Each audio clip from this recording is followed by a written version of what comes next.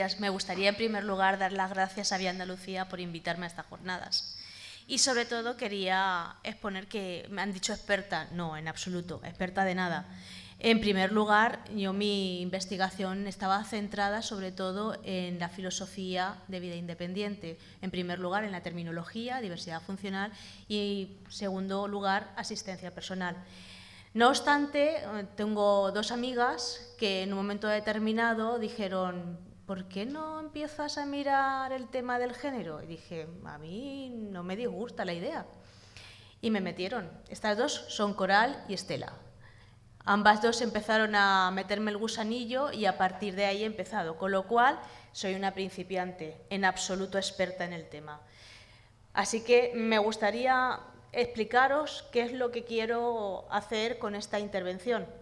Me gustaría hablar del término interseccionalidad, pero no hablar única y exclusivamente del término, sino sencillamente de lo que supone para nosotras este término y cómo ha influido a lo largo de la historia en el feminismo. Y me gustaría hacer un enfoque diferencial con respecto a las mujeres con diversidad funcional. Creo que puede ser interesante.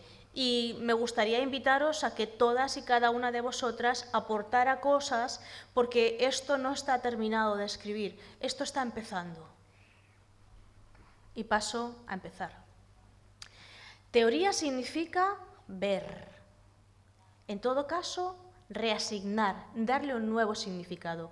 Y eso es lo que ha hecho la teoría feminista a través del Primero lo que hubo es un movimiento y lo que intentaba era demostrar todas las desigualdades, las opresiones y las violencias a las que estaban sometidas las mujeres. Y empezaron hablando tanto de la esfera pública como de la esfera privada. En la esfera pública teníamos un problema de participación. Al no poder participar no teníamos visibilidad ni teníamos formación y hablan en primer lugar del techo de cristal. Pero antes de llegar al techo de cristal yo he querido introducir también el suelo pegajoso, porque muchas veces el suelo no nos deja ni tan siquiera llegar a la primera ventana, con lo cual el techo de cristal mucho más difícil. Y sobre todo cuando empecemos a hablar de mujer y diversidad funcional. En la esfera privada, los ámbitos de cuidados, a los que siempre hemos estado vinculadas todas las mujeres, las tareas domésticas que siempre se nos han asignado a nosotras y, por supuesto, el sexo, pero el sexo única y exclusivamente como fuente de placer para el hombre. Y esto lo iremos desarrollando poquito a poco. Estas situaciones que, en primer lugar, empezaron a mover a las mujeres para empezar a trabajar el tema de ¿por qué nosotras no?, fue lo que hizo que empezara esta revolución. Y empezamos a decir: vamos a ponernos las gafas moradas. Las gafas moradas viene de lo que significa teoría, ver, reasignar, y empezar a contar que todas nos tenemos que juntar, todas tenemos que unirnos, todas tenemos que darnos la mano y sencillamente empezar a contarnos las cosas que nos suceden y intentar empatizar unas con otras y no estar siempre intentando que nuestra posición sea la que más valga. Esas son las gafas, de ahí vienen de lo que significa teoría. Y el unirnos todas juntas y tener una fuente común de poder empezar a poder trabajar es la sororidad, un término que seguramente últimamente estáis empezando a oír mucho. Empezó en 1970 con Kate Millett y la verdad es que creo que es un término que tenemos que reivindicar mucho, porque estamos poco acostumbradas a trabajar juntas, porque eso es lo que nos ha obligado el patriarcado. Nunca ha permitido que juntáramos y uniéramos las manos, sencillamente porque si separas es mucho más difícil que se llegue a ningún lado. El patriarcado es una fuente de dominación y de poder del hombre frente a la mujer y normalmente siempre ha estado apoyado por los tres poderes más grandes, que ha sido el Estado, la justicia y las creencias de la sociedad. Pero no solamente eso, sino también por la sexualidad. De hecho, todo lo que no era una heteronormatividad estaba totalmente excluido. ¿Por qué? Porque había que intentar por todos los medios que las personas fueran el binomio hombre-mujer y que todo pasara por la institución del matrimonio, donde el hombre es el que tenía la participación en la esfera pública y la mujer únicamente siempre relegada a la esfera privada. De esa forma, la mujer nunca podría crecer y siempre podría dominarle el hombre. De aquí parte la violencia de género y el hacer referencia a que tenemos derecho a la vida. Tenemos que recordar que en muchísimas partes del mundo las mujeres siguen siendo matadas, eugenésicas, porque se le practica la eugenesia sencillamente porque es mucho mejor tener a un hombre que pueda trabajar, que pueda participar en la esfera pública, que no haya que darle dote. Y esto todavía sigue siendo un grave problema. El derecho a la seguridad personal, todavía no podemos salir solas a la calle y ponernos lo que queremos, ir donde queramos, cuando queramos, y esto tenemos ejemplos muy significativos hace muy poquito tiempo, que se llama La Manada. El derecho a ser iguales ante la ley, todavía tenemos que demostrar que estamos hablando y que estamos en posesión de la verdad. Eso todavía no lo hemos superado. Y el derecho a no ser sometidos ni a torturas, ni a tratos crueles, ni nada por el estilo. Todavía estamos esperando que se dejen de hacer los empedramientos a las mujeres en muchas partes del mundo. El feminismo lo que pretendía era, en primer lugar, la educación. Luego participó, la educación era lo que empezaba a todo el mundo a querer tener para poder tener participación social, para poder tener un trabajo. Luego pensaron que quizás sería el sufragio otra de las partes más importantes, que a partir del voto empezarían a venir todos los derechos. La vindicación, luego alguien dijo, bueno, es que sencillamente lo que ha ocupado el hombre es el término de lo genérico. Ha usurpado el puesto de lo que tendría que ser genérico y lo ha utilizado como masculino. Entonces las mujeres siempre hemos quedado invisibilizadas. Se llama vindicación porque fue la primera vez que sucedió, no es una reivindicación, que eso sí volviera a suceder. Y luego la ciudadanía, el tener los mismos derechos para ser ciudadanos. Y de eso las personas con diversidad funcional sabemos mucho, sabemos lo que es la disciudadanía, el tener siempre el ser de segunda clase, el que nuestros derechos siempre queden pisoteados. En la educación también tenemos mucho que decir las personas con diversidad funcional, mejor dicho, las personas discriminadas por nuestra diversidad funcional, que estamos siempre segregadas y excluidas. Y en estas jornadas ya se ha hablado de ello. El derecho al voto. El año pasado fue la primera vez que muchas personas discriminadas por su diversidad funcional pudieron volver a votar. Pero ese derecho todavía está en cuestionamiento porque con las nuevas políticas que se avecinan, quién sabe si volveremos a tener la oportunidad de volverlos a vivir. La vindicación de lo genérico, todavía seguimos peleando todas las mujeres por ese motivo. Todavía tenemos que pelear para que se nos nombre, porque aquello que no se nombra no existe. Tenemos que seguir diciendo compañeros y compañeras, señores y señoras. Pues sí, tenemos que seguir diciéndolo. Y ciudadanía, tenemos que hacer constar cuáles son todos nuestros derechos y no permitir bajo ningún motivo que se nos ningunee. ¿Por qué las mujeres con diversidad funcional no hemos podido seguir el mismo camino que el resto de las mujeres? Principalmente porque no se nos ha dotado de la posibilidad de ser mujeres en igualdad. Sencillamente éramos ángeles, asexuadas. Y, por supuesto, si a alguien había que nombrar, era un hombre, no una mujer.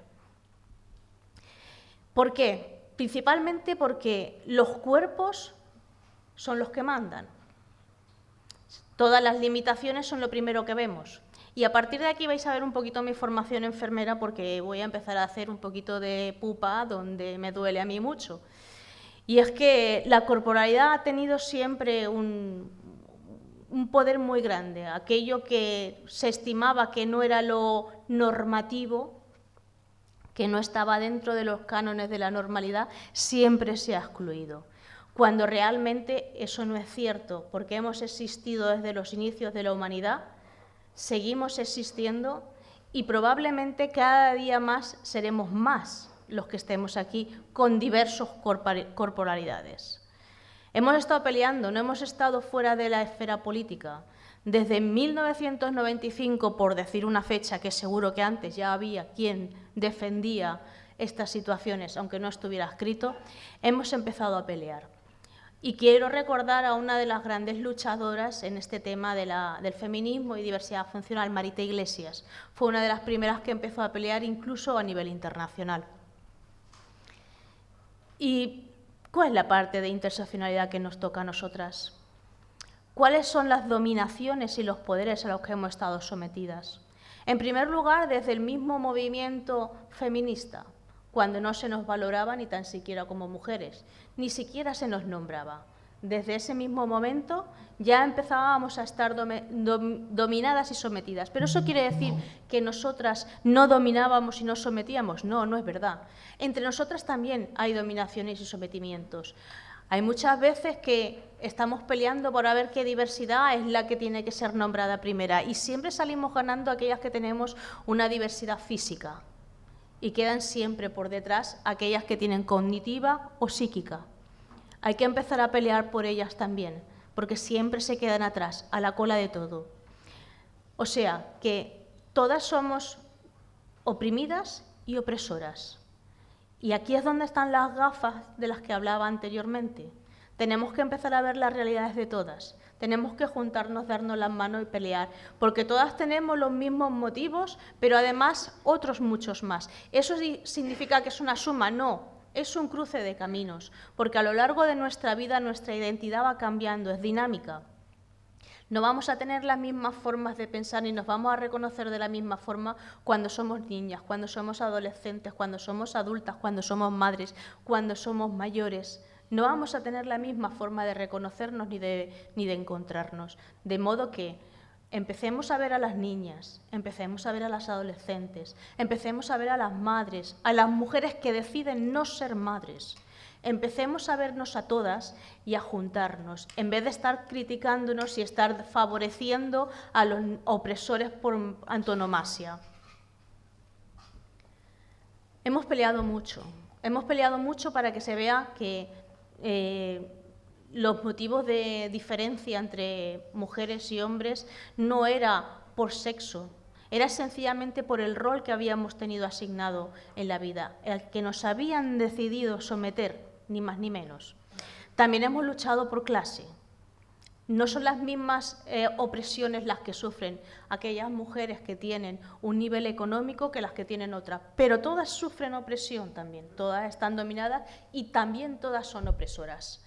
De hecho, incluso en los movimientos de las mujeres negras se puede comprobar cómo muchas de ellas eran sometidas por las mujeres blancas. De hecho, no debemos perderlo de vista. La etnia.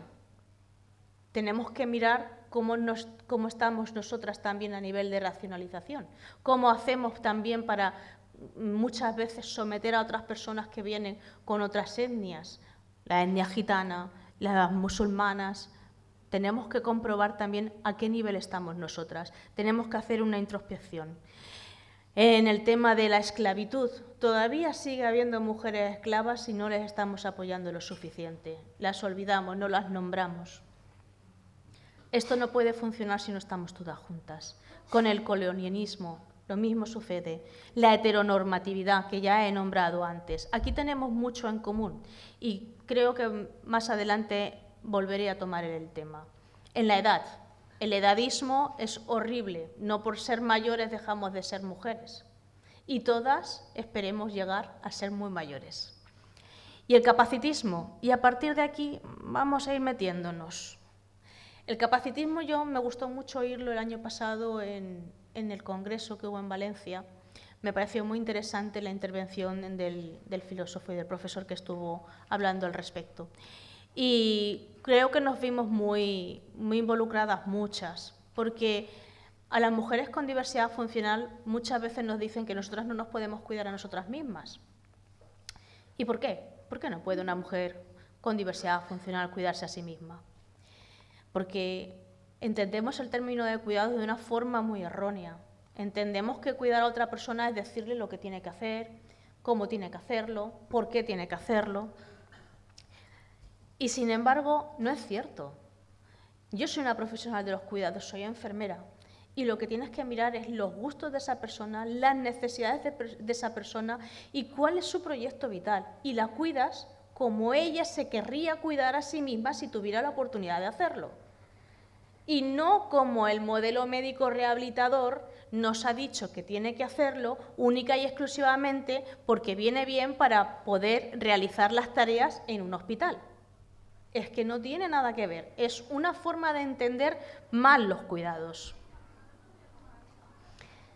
Existe un gran negocio al respecto con esto, porque ahora mismo todas aquellas instituciones que dicen que cuidan no están cuidando, únicamente están regando, están abonando y están procurando que haya un poquito de sol y un poquito de aire, pero no están haciendo nada para un proyecto vital.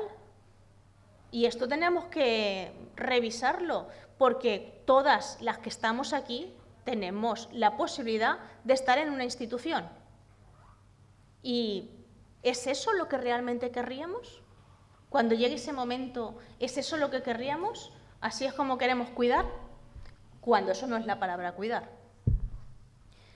Bueno, pero esto es un gran negocio y es un gran negocio principalmente por el modelo médico rehabilitador, donde en un primer momento habían dicho no es necesario que tiremos por el monte Taigueto a las personas con diversidad funcional, pero vamos a intentar que sean siempre lo más parecido a lo que somos el resto, aquellos que no estamos discriminados por nuestra diversidad funcional.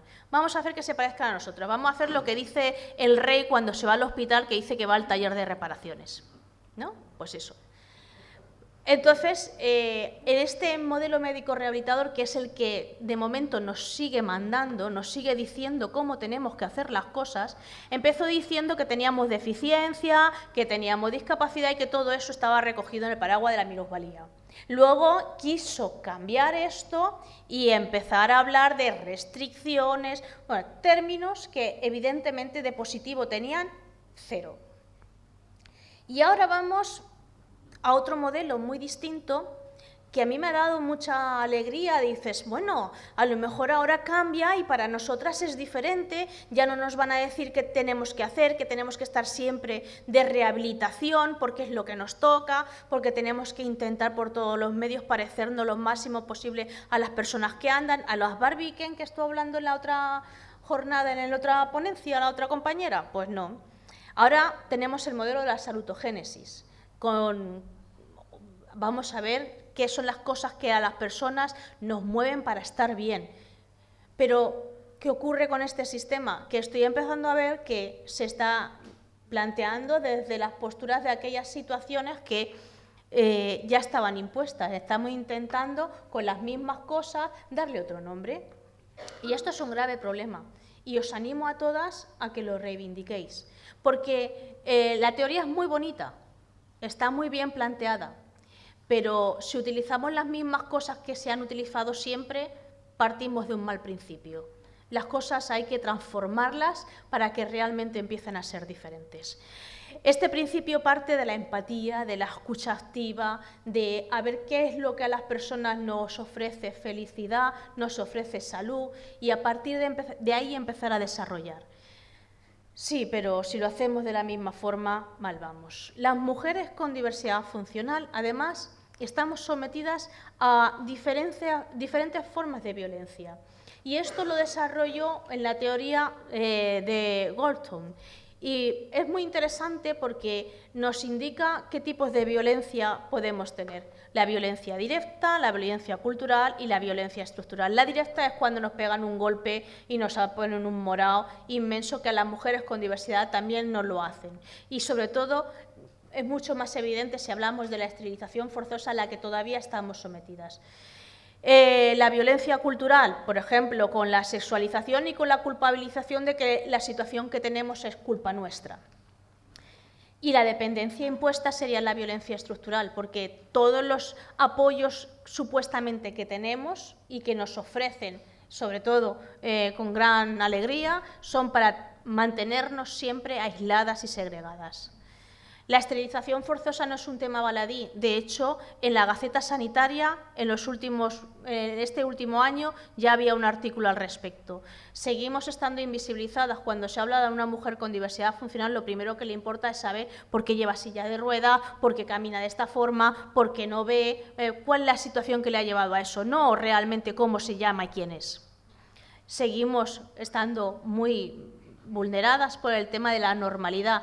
Y yo una vez hablando de este tema con una matemática me dijo, pero si la normalidad es un concepto matemático, ¿cómo lo vas a llevar a las personas? Digo, pues tienes razón, te cojo la frase, te la copio. Desde luego, no somos iguales en derecho, la ciudadanía todavía no queda evidente y tenemos que hacer una diferenciación y yo quiero matizarlo mucho, mucho.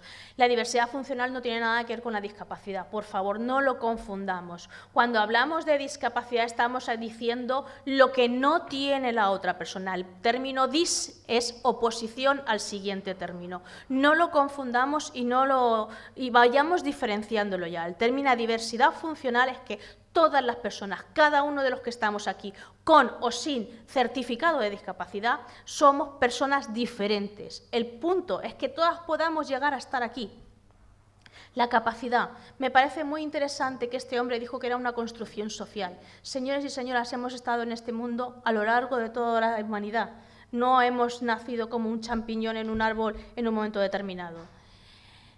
De la accesibilidad creo que ya está todo dicho en la mesa de ayer, que me pareció fantástica, lo dejaron bien claro. Y yo os puedo asegurar que sin accesibilidad esta revolución no será. Por supuesto, la asistencia personal para las mujeres con diversidad funcional y para aquellas que sufrimos violencia de género en un momento determinado, sin ella no podremos hacer nada. Es necesario que en todos los programas, en todos los proyectos que se hagan de mujer, las mujeres con diversidad funcional estemos presentes, o si no, seguiremos estando olvidadas. Y el feminismo, si no nos incluimos a todas, no será feminismo.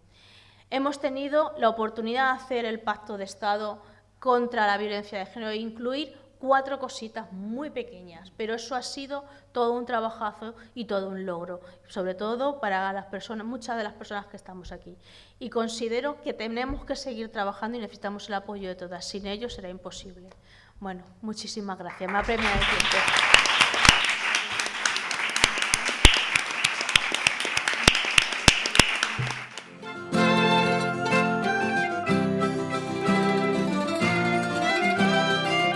Yo pertenezco a Eguiñaren Eguiñes, es la Asociación de Personas con Diversidad Funcional en Álava y bueno, es una asociación mixta pero que trabaja la perspectiva de género. Podría decir mucho acerca de nuestra actividad reivindicativa a lo largo de años y años y años a nivel institucional, pero sí que lo que quería era preguntaros, porque nosotras tenemos grandes dificultades para que el movimiento feminista, porque trabajamos también con las fuerzas vivas de la ciudad, movimientos sociales, y porque creemos en la transversalidad, ¿no? Entonces, bueno, pues tenemos muchas dificultades para que se interiorice el discurso, ¿no?, de las mujeres con diversidad funcional. Entonces, a ver si aquí lo tenéis mejor y de qué manera se puede conseguir, porque después de 30 y pico años trabajando codo a codo con el movimiento feminista en Vitoria-Gasteiz y en Álava, pues la verdad es que nosotras podemos hacer un balance no muy positivo, la verdad.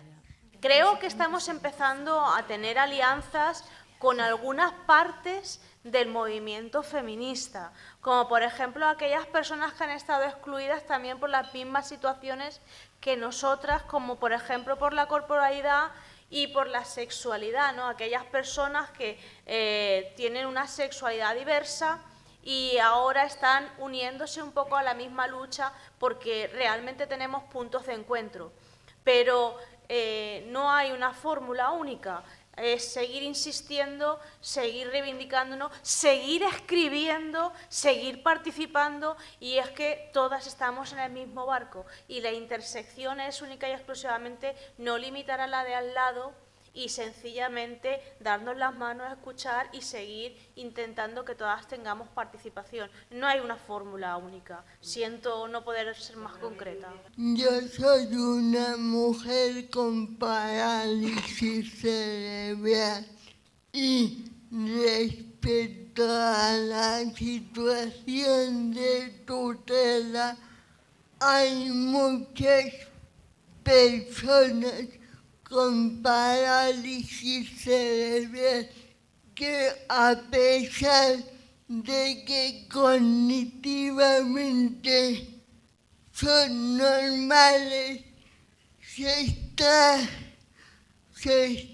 otorgando la tutela a un familiar. También quería decir que tenemos un hijo, mi compañero y yo, de 30 años, y aún cuando voy a algún médico que no me conoce, se le queda la cara a cuadros cuando sabe que tengo un hijo y un compañero. Me gustaría también aclarar una cosita que es que me está picando mucho por dentro, el tema de la normalidad. Aquí yo no he visto a nadie anormal, a nadie. Aquí somos todos la mar de normales. Y además es que hemos dicho que era un concepto completamente matemático, e inferirlo al ámbito social queda fuera de lugar.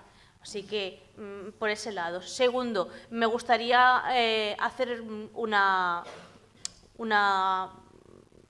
reivindicación, la asistencia personal para las personas que nunca hemos estado incluidas en el diseño de cómo se hace el espacio y el entorno, es una herramienta indispensable, necesaria, que nos dignifica, que nos va a permitir ser madres, ser padres, poder jugar con nuestros hijos, poder ir a comprar, poder trabajar, poder viajar, poder hacerlo todo, poder huir de un ámbito de violencia en un momento determinado. Sin esa herramienta es por lo que nos están institucionalizando y por lo único que sigue manteniéndose la dependencia, cuando en la vida somos todos seres interdependientes. Así que abogar por la asistencia personal es que no creo que nadie pueda quedar fuera de ella. Todos debemos de abogar por ella. Si no la necesitamos hoy, puede ser que la necesitemos mañana. Y me da igual que no la necesitemos, porque ojalá nunca tengamos que ir a un hospital, pero todos pagamos por tener un hospital.